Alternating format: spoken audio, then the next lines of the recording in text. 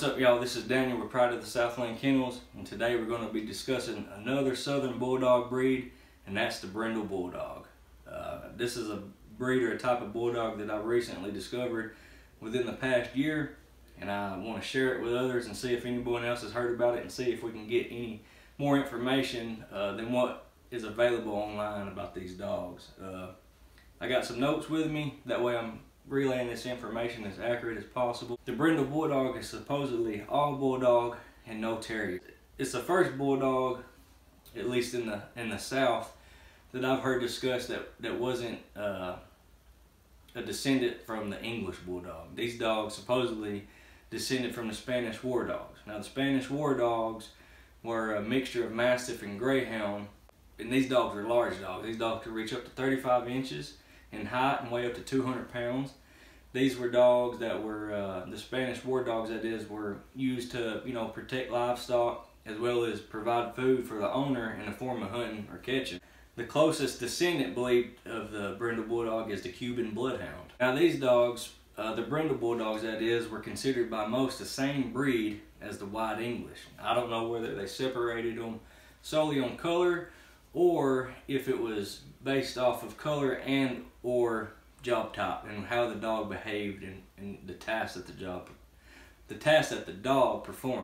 Now even though these dogs were considered by most the same breed as the White English, it was rarely crossed. But when they were crossed, the result of a White English and a Brindle Bulldog bred together typically resulted in a Presa type dog or a pursuit type dog, which was highly regarded as a top-notch catch dog back in those days. The Brindle Bulldog was highly aggressive towards animals as well as humans, so it's not a dog that you would find living amongst livestock 24/7, but it is a breed of dog that it wasn't rare to see the dogs around livestock at times. It just wasn't one that was going to be a livestock guardian type dog. These are dogs that were typically owned by very, very remote people, even described as hermit type people. They were typically the only dog on the property because of the high animal aggression. They were usually on a chain because of the high human aggression. So they were used in that type of form. They're not a type of dog like the White English where those dogs were able to roam around the property freely with no fence or anything. These dogs were going to be kept tethered and contained the majority of the time. Now one other fun fact, I guess you could say, before I get into my opinion, when I was growing up there was a show on TV called Little House on the Prairie.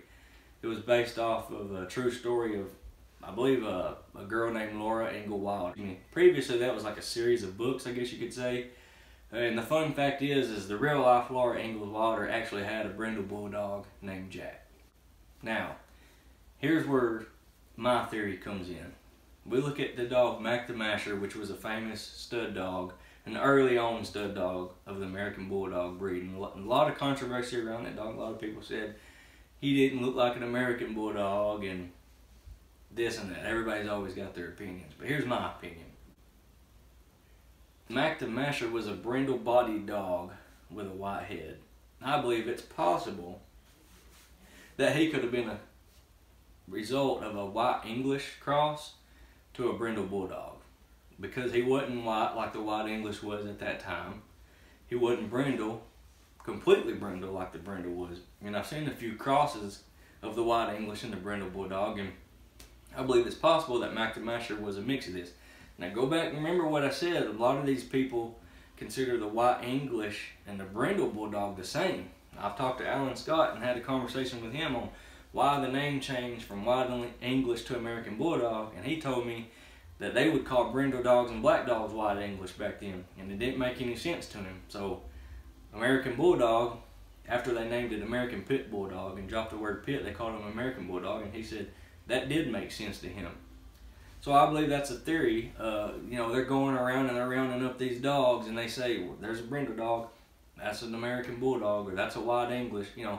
Different people in different areas probably call these dogs different things. We know that for a fact, actually, because I've talked to people that lived in northern Florida, and then somebody that might live 40 miles north of them in southern Georgia had the same type dogs but called them something different. So here's the theory on how the Brindle Bulldog could possibly tie in, or the American Bulldog could be related to that dog, is through Mac the Masher. And the reason I say that is, earlier on in the video I said when these two dogs were crossed, meaning the White English and the Brindle Bulldog, you got a pursuit type dog that was highly regarded as a catch dog.